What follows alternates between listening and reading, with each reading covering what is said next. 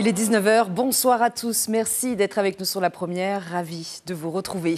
Dans l'actualité de ce vendredi 23 août, moisson de médailles au championnat du monde de vitesse de Va'a, seniors, juniors, vétérans, des Tahitiens en or, leur suprématie est indéniable. Retour sur leur exploit dans ce journal, en particulier avec les femmes très nombreuses cette année. Pas toujours facile de trouver sa voie après le collège ou le bac. Ce matin, la DG2E a mis à disposition 28 stands d'information pour ces jeunes en mal d'orientation, de quoi sans doute leur permettre de choisir le bon cap. Les amateurs de sensations fortes l'attendent avec impatience. La 3e édition de la Makatea Vertical Adventure, c'est dans un peu plus de 3 semaines. Une expérience unique au cœur d'un site d'exception. Nous parlerons du programme avec celui qui est à l'origine de l'événement. Heita Pumai sera en direct avec nous depuis Makatea. Ils viennent de Rapa, Fatuiva ou encore Takapoto. Certains infirmiers exercent seuls dans ces îles éloignées. Réunis à Tahiti pendant une semaine, ils revoient les prises en charge vitales, une formation indispensable pour garder les bons gestes. Proposer ses services aux seniors, Sandrine, mère de famille et veuve, va tenter l'aventure pendant 3 ans, non pas à Tahiti, mais en Corse. Elle fait partie des 50 Polynésiennes qui aident les personnes âgées de l'île de Beauté. Nous l'avons rencontrée. Ils sont incontestablement les meilleurs. Les rameurs tahitiens sont les champions du monde de vitesse de Va'a. 40 médailles d'or pour les athlètes du Fénois, largement devant les Hawaïens et les Néo-Zélandais.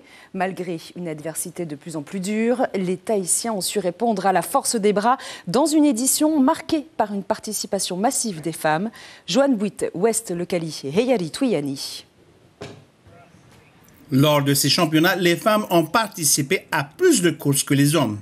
Elles sont plus nombreuses dans les catégories U16 et celles des plus de 40, 50, 60 et 70 ans. 1540 rameuses ont ainsi défendu les couleurs de leur pays, comparé aux 1340 hommes.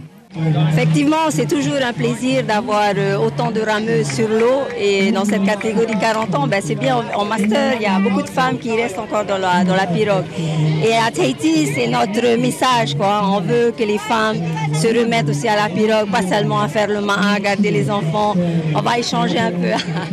Non, voilà, on essaye de pousser un peu tout le monde à venir faire du sport. Chez les 40 ans, il y a beaucoup de rameuses qui ont ramé adolescentes ou à la vingtaine, qui se sont un peu arrêtées pour avoir des enfants. Et à 40 ans, on commence à être libéré un peu de nos charges familiales et du coup on reprend le sport et on est encore en forme. Donc c'est ce qui nous permet de continuer à performer et même parmi les Open, quoi. Pour la Fédération internationale de Va'a, cette participation massive de femmes démontre la croissance de ce sport au niveau mondial et que le Va'a reste une discipline très inclusive. En clair, qui intègre.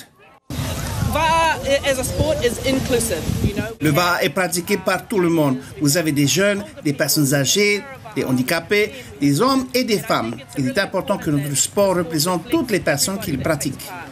Et le fait que vous avez plus de femmes que d'hommes qui participent, c'est prometteur au niveau de la croissance des pratiquants. Les courses dans les catégories féminines sont les plus serrées, les plus compétitives. Tahiti a pu compter sur les belles prestations de l'élite et de sa jeunesse qui ont largement dominé la compétition. Les championnats du monde plus positifs, puisque la mission de gagner a été accomplie un jour avant la fin de la compétition. Les prochaines échéances pour les rameurs polynésiens, ce sont les qualificatives pour le Brésil. De voir avec le Conseil fédéral si on peut voir à peu près sur le Hawaii Nui de la deuxième étape. Puisque sur cette étape-là, la grande participation de toute la Polynésie sont sur les lieux. Donc, les îles ne seront pas délaissées et chercheront à gagner leur place. Les prochains championnats du monde seront donc organisés au Brésil l'année prochaine, du 8 au 17 août, à Niterói, près de Rio de Janeiro. Et c'est un autre cap qu'il doit suivre, non pas celui des médailles, mais celui de l'orientation. Près de 150 jeunes ont assisté ce matin à une session d'information et d'orientation organisée par la DG2E du côté de Pirée. Destinée aux jeunes sans solution après le collège et le bac, elle offre une seconde chance pour l'avenir professionnel de cette jeunesse. Turoru Gerard et Mirko Vanfo. Pour trouver sa voie, c'est le bon endroit. Teata, lui, sait déjà ce qu'il veut faire plus tard. Il souhaite s'orienter vers les métiers du commerce et de la vente au lycée du Dadem. Si je suis venu aujourd'hui, c'est tout d'abord parce que je n'avais pas de place au lycée. Et le lycée m'a fait emmener ici. J'ai déjà vu une quinzaine de candidats là qui cherchent une formation alors ça dépend, c'est assez variable. Il y en a qui cherchent en BTS, il y en a qui cherchent à rentrer en CAP ou en bac pro. Le stand s'adresse plus à ceux qui ont déjà une formation ou qui sortent de 3e et qui souhaitent rentrer en CAP par exemple ou en seconde professionnelle. Quant à Nououtea, venu spécialement de la presqu'île, il tente à nouveau sa chance au lycée de Taravao. J'ai venu chercher une place pour le lycée de Taravao, une filière maintenance nautique. Je n'ai pas été affecté la dernière fois. En juin 2020, diplôme national 16%. Bien souvent, après le collège, les élèves peinent à s'orienter. Idem pour les élèves post-bac. C'est aussi à cela que servent ces journées d'information. Nous sommes là pour accompagner cette jeunesse qui parfois n'a pas trouvé de solution, de parcours. Et pour d'autres, c'est aussi une reprise de parcours. Donc nous sommes là pour élever le niveau de qualification et faire en sorte qu'il y ait une meilleure insertion professionnelle. Parmi les professionnels présents, cette association permet aux jeunes Polynésiens de se lancer dans l'entrepreneuriat, même sans diplôme en poche. C'est notre force, oui. Nous pouvons soutenir ceux et celles qui souhaiteraient se lancer alors qu'ils n'ont pas encore leur diplôme. C'est vraiment basé sur les valeurs et aussi sur le savoir-faire, je dirais plus. Cette année, c'était la première édition avec autant de partenaires professionnels. Les 28 stands d'information leur ont sans doute permis de choisir le bon cap. Ils sont dispensés de cours pendant quelques jours. 190 collégiens de Ho participent à la semaine d'intégration, moment essentiel pour ces jeunes dont la majorité sont issus des îles voisines. Désormais, loin de leur famille, ils découvrent pour la première fois cet atoll des Tuamotu. Atelier, visite guidée. Depuis lundi, plusieurs activités leur sont proposées. Des précisions du principal de l'établissement au micro de Mathieu Allot. Ce sont des élèves qui n'ont jamais vu Ho, encore moins le collège. Donc il n'y a pas eu de petit stage de fin d'année comme il se fait ailleurs. Donc là, ils découvrent totalement l'internat, le collège. Donc on a décidé que pendant une semaine, on casse l'emploi du temps et on fait une semaine d'intégration, visite du village, visite tout ce qui entoure tout l'environnement, le collège et tout son environnement. Autre île, autre activité pour la rentrée. À Nukuhiva, le CETAD a choisi un quiz pour que les primo-entrants apprennent à se connaître et à se familiariser avec leur nouvel établissement. Une journée de cohésion essentielle avant le début des cours. Les explications de la principale du centre au micro de Marie Curva. Cette journée de cohésion, ça a pour objectif de créer vraiment un groupe, une famille, le CETAD, auquel va appartenir tous les élèves, qu'ils soient anciens comme nouveaux. Et l'intégration doit se passer rapidement pour éviter les problèmes relationnels qui peuvent exister entre eux. C'était justement dans cet objectif-là, apaiser les tensions qui peuvent exister entre les élèves pour qu'ils donnent le meilleur d'eux-mêmes dans les différentes productions. Prenons de la hauteur. La 3e édition de la Makatea Vertical Adventure, c'est du 16 au 20 septembre. Une expérience unique à vivre sur cet atoll surélevé des Tuamotu qui offre des paysages à couper le souffle. Escalade, descente en rappel, spéléologie, débutants et confirmés sont attendus sur le site. Et pour cette nouvelle édition, les organisateurs misent sur une expérience entre terre, falaise et océan. Nous sommes en direct avec Heita Poumaï, président de l'association Makatea Escalade Yorana. Et Yorana tout le monde, et Yorana aussi Suliane. Merci beaucoup d'être avec nous. Alors, tyrolienne, via ferrata, escalade, descente en rappel, vous proposez des activités sportives sur ces falaises qui sont en roche calcaire et font la renommée de Makatea. Vous avez d'ailleurs eu des champions du monde qui ont loué ces falaises. Qu'est-ce qui fait leur particularité ? Je pense que la particularité, c'est le potentiel nature au niveau des sports outdoor de l'île. Car Makatea étant le seul atoll surélevé de roches calcaires de Polynésie. Donc le potentiel nature se prête complètement au développement des activités verticales qu'on tente de développer depuis 5 années maintenant. Et qu'est-ce qui fait la particularité de ces roches et de ces falaises du coup pour les personnes qui escaladent ?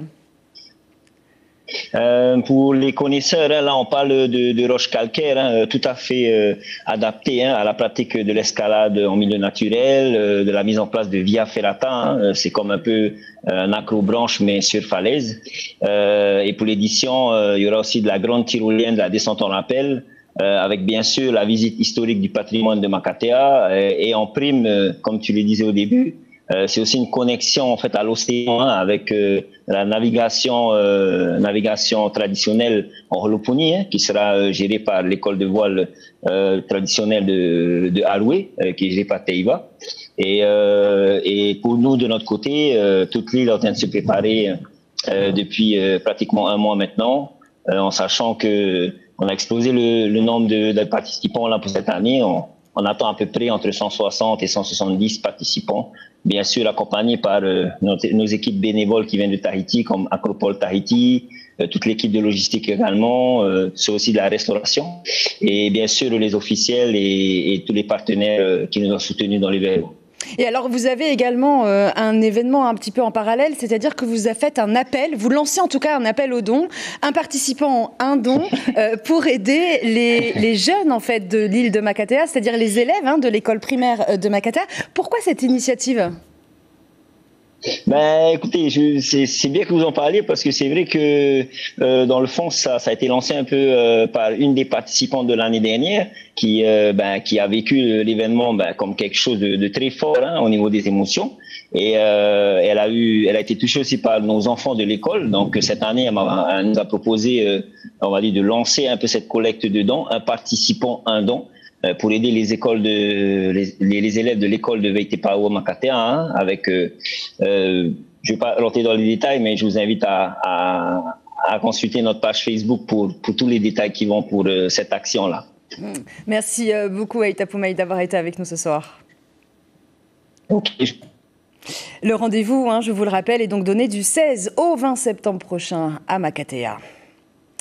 Louis utilise ses mains non pas pour escalader, mais pour tirer. Ralph Tsing est passionné de paintball. Le week-end dernier, il était en Australie pour la 3e manche du championnat de cette discipline. Né dans le bush du pays des kangourous à la fin des années 70, le champion a décroché avec son équipe les Sydney Swats une 3e victoire d'affilée.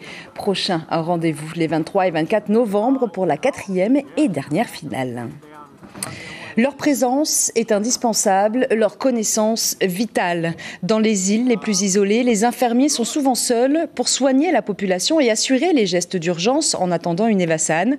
Alors chaque année, ils se forment. Gestes de premier secours, massage cardiaque, point de suture, rien n'est oublié pour que ces soignants puissent assurer leur mission avec le moins de stress possible. Lucille Guichet, Jacques Damour et Dylan Fels. Une attestation et quelques applaudissements des collègues.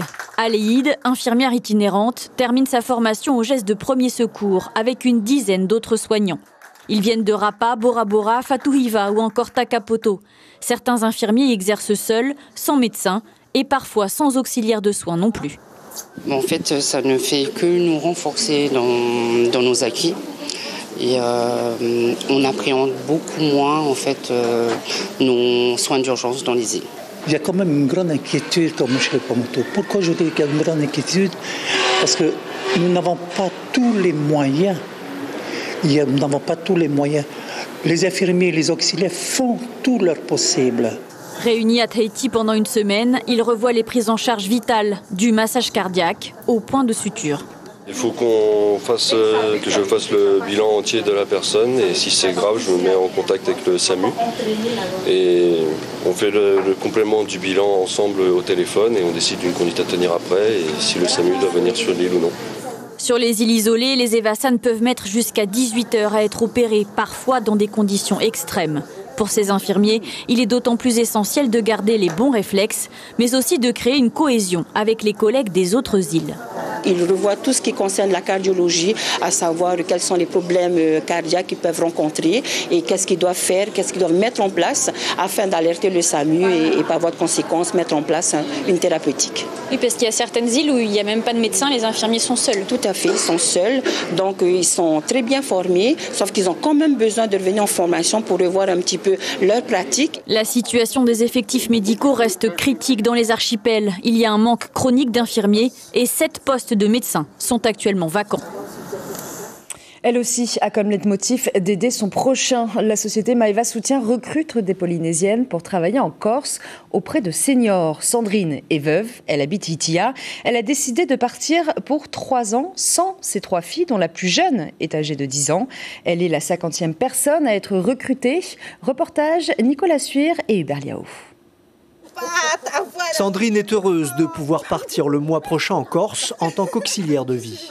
Cette veuve depuis 1 an, qui vivotait avec un CAE, va pouvoir toucher le SMIG sur l'île de Beauté. En plus, elle sera nourrie, logée, blanchie et pourra donc envoyer de l'argent à ses 3 filles. Il y a la maison aussi à terminer, que mon époux n'a pas pu terminer avant de son départ. Mais moi, si cet argent-là, ça me permet pour agrandir la maison, que côté de financement pour les enfants, puis c'est pour l'école aussi, pour la petite. Au début, ce projet de travail en Corse n'a pas fait l'unanimité chez elle, notamment auprès de la cadette, Chorensi. J'ai plutôt mal réagi par rapport à ce sujet. C'est parce que par rapport à la distance, par rapport à la famille, et pour moi c'était un peu, comment dire, bizarre que le fait que la mère part et qu'après on n'a pas aussi le père parmi nous. La petite dernière, qui n'a que 10 ans, a quasiment été élevée par l'aînée de 27 ans. Selon les règles de la société, Sandrine ne peut pas être accompagnée. Elle donnera une délégation d'autorisation parentale à sa fille aînée.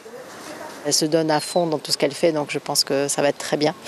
Et la bonne surprise du jour, c'est que je sais qu'elle a ses 2 amies qui sont ici, enfin qui sont chez nous maintenant, mais qui viennent d'ici. Donc Paola et elle pourrait être tout près d'elle, parce que j'ai un patient qui est en attente pour courant septembre. Paola, qui habitait Hitia également, communique souvent avec elle grâce aux réseaux sociaux. Tout semble aller pour le mieux en Corse. Elle est avec la mamie, elle est bien tombée des familles et elle me donne des conseils. Tout ce que je peux te donner comme conseil, tu suis, c'est ce qu'on te demande de le faire. Mais sinon, le travail est trop top. Marilène est présente pour 2 semaines sur le territoire. À la mairie de Papeete, elle reçoit les éventuelles candidates qui sont prêtes à partir pour au moins 3 ans. Là, j'ai 20 personnes en attente. En attente, 20 patients qui sont en attente, oui, d'une auxiliaire de vie.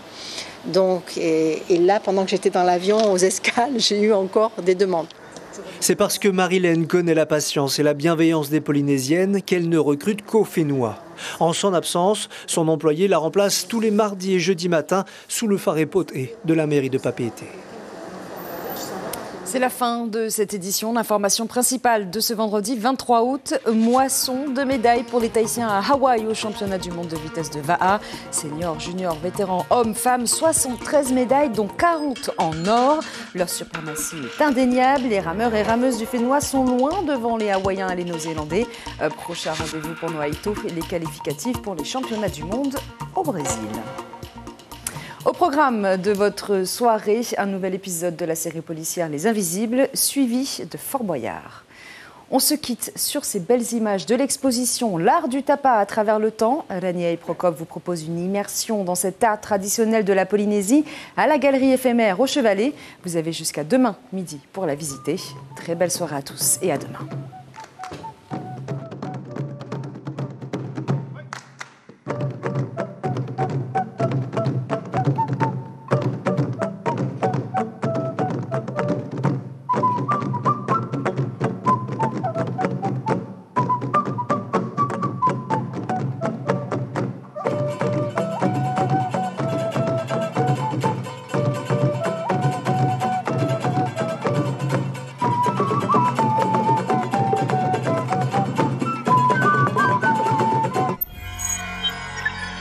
Retrouvez ce programme en replay sur notre site internet.